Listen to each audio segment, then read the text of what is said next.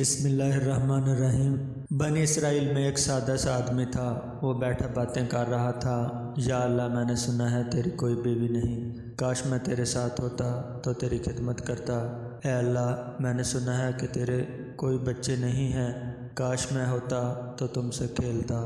یا اللہ کون آپ کا خیال رکھے گا، کون کھانا بنائے گا، کون کپڑے دھوئے گا۔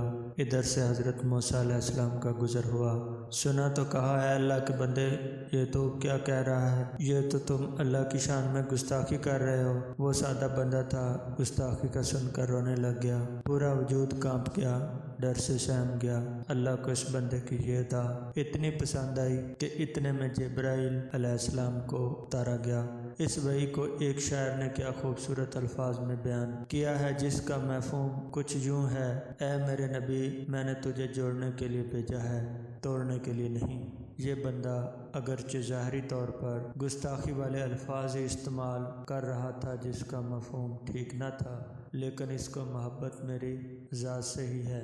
میری محبت سے مجبور ہو کر میرے بندے نے یہ کہا۔ عزیزان ایمن ذرا سوچئے، کمال کی شان نہیں ہے کیا ہمارے رب کی، لیکن ہم پھر بھی اللہ کا کہا نہیں مانتے۔ بدقسمتی سے ہم کو اللہ کی محبت کا پتہ نہیں، کیونکہ ہمارے دلوں کو گناہ نے آلودہ کیا ہے۔ افسوس اتنا کریم رب اور ہم اتنے نافرمان۔ خدا حافظ۔